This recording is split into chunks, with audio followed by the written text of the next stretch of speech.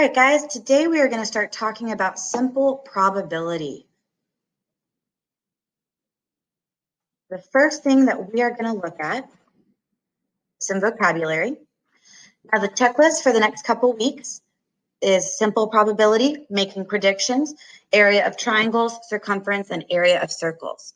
Please do not forget that all of your lessons need to be completed successfully by June 30th.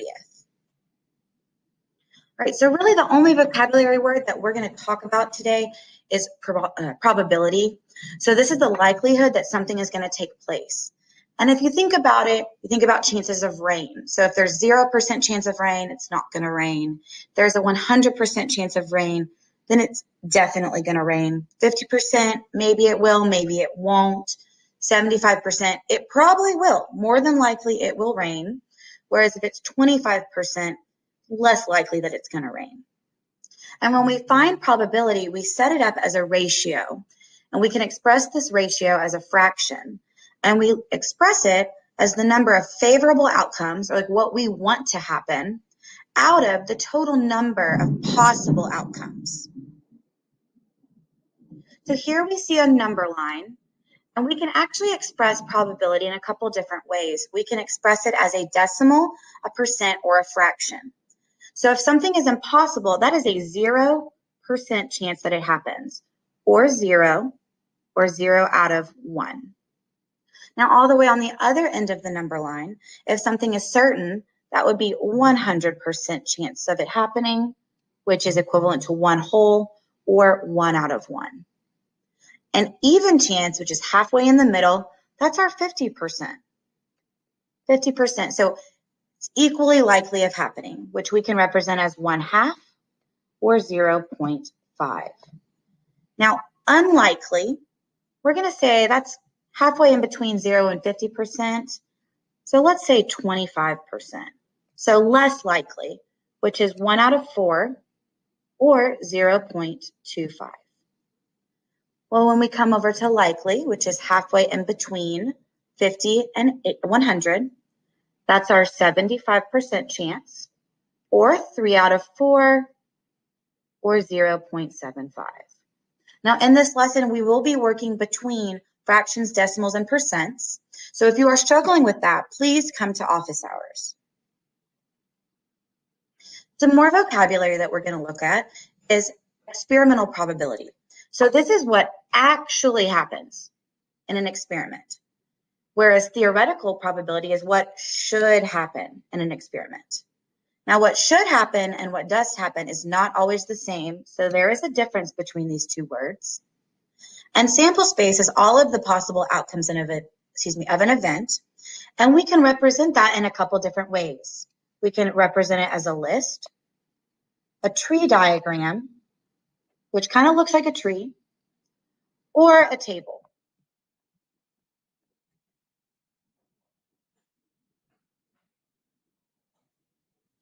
So the first thing that we're going to look at is we want to find the probability of landing on a yellow. So our yellow, this is our desired event. So I'm going to write a probability statement. So we will write P, capital P, then we'll put up parentheses, and we want yellow. So this is our desired event right here. Now I'm going to set up my fraction, my ratio. Well, if I'm desiring a yellow, I see that there's only 2 yellows. So there's 2 out of the total of 8 that would be yellow. Well, I see I can simplify 2/8, and that is equivalent to 1 out of 4. So then we'll come look at landing on an even number. So again, I want to write my statement, which is probability of even.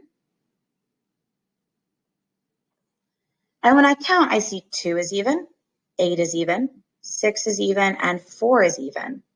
So that is 4 out of all 8.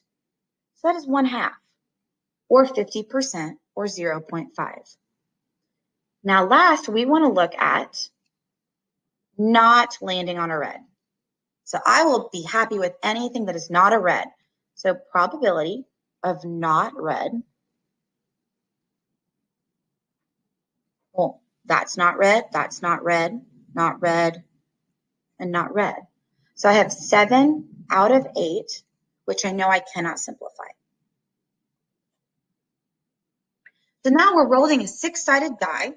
We want to know the theoretical, so this is what should happen, probability of rolling an odd number. So I'm going to actually list out my sample space, which is all of the possibilities. I can roll a 1, a 2, a 3, a 4, a 5, and a 6. So probability of rolling an odd,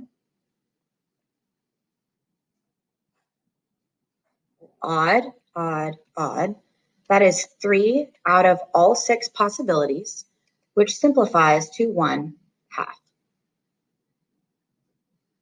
Now we want the probability of just rolling a 3. Well, this is the only 3 I see. So that's 1 out of all 6. I cannot simplify that. Now we want to know the experimental probability. So this is what did happen. What did happen? And notice we're now given a frequency table with all the numbers on the 6-sided die and how often they were rolled. So I see that 1 was rolled 3 times, 2 was rolled 4 times, 3 was rolled 6, 4 was rolled 5, 5 was rolled 7 times, and 6 was rolled 5, which means altogether we rolled a total of 30 times. So 30, we rolled 30 total times. And this is important because we'll need to know the total amount when we write our ratios for probability. So we want the probability of rolling an odd. Well, 1 is odd, 3 is odd, and 5 is odd. So when I look at the frequency that we rolled odds, I see that we rolled them 16 times out of the 30 total, which I can simplify to 8/15. When we look at rolling a 3, I see that we only rolled a 3 6 times. So probability of rolling that 3 was 6 out of 30, which I can simplify to an equivalent ratio of 1/5.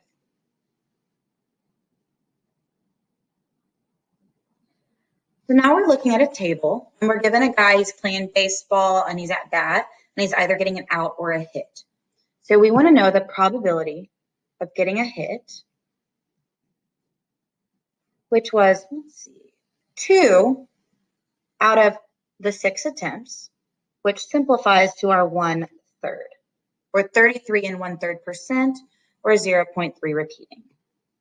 And now our probability of getting an out or not getting a hit, same thing. We had 1, 2, 3, and 4, 4 out of 6, which simplifies to 2 out of 3. And I want us to take a look at a moment and see the probability of getting a hit and the probability of getting an out or not getting a hit. When you add them up, they add to 1 whole. Because this is the probability of an event happening plus the probability of the event not happening. And it should always equal 1. And if we think about that logically, if there is a 20% chance of rain, that means that there's an 80% chance that it does not rain. And when you add those together, you do still get 100%, which we still know is 1 whole. So anytime you have an event and you add the probability of an event happening plus an event not happening, you will always get a sum of 1. So now we have some marbles in a jar. We have 6 red, we have 7 blue, 3 orange, 2 pink, and 2 purple. We want the probability of choosing a red. So probability of choosing a red, well, when I look, I see that I was given 6 red. So that is 6 out of, and I need to see how many total I have.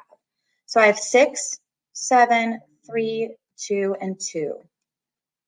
Well, I see that this is going to give me a sum of 20. So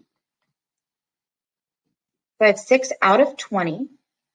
And that's going to equal, because I can simplify this, 3 out of 10, or 30%, or 0.3, 3/10. Now this next one, it's not necessarily numerical, but we want to know what's most likely to pull. Well, if I have 6 red, 7 blue, 3 orange, 2 pink, and 2 purple, I'm more likely to select blue because there are more blue marbles in the jar. I would be equally likely to select pink or purple because those have the same amount. Red would be more likely than pink because there were more red than pink. So big word problem. So we are looking at this word problem and we need to identify some important information. So as I read through this the first time, I'm going to just kind of think about what's happening. So we are working at a game booth at our school fair. To play the game, you toss quarters onto the table that has squares and circles on it. If a quarter lands completely in a circle, the player wins $1. You start to count the numbers of wins and losses. So far, there are 17 wins and 123 losses. What is the experimental probability that a person will win? So as I read this, I kind of see we're talking about a game and we're talking about wins and we have losses.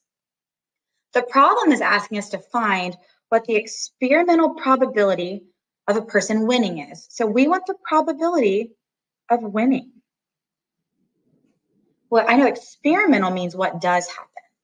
So the problem told us what already did happen is we had 17 wins and we had 123 losses. Well, that means altogether we had 140 games played, total games.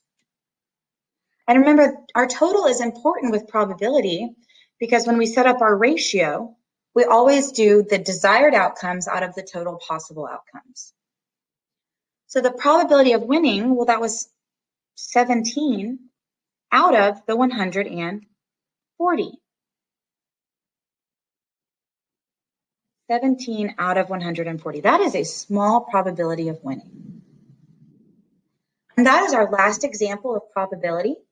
Guys, as you work through these problems, please remember converting between fractions, decimals, and percents, and always look at the fraction to see if they simplified it in their answer.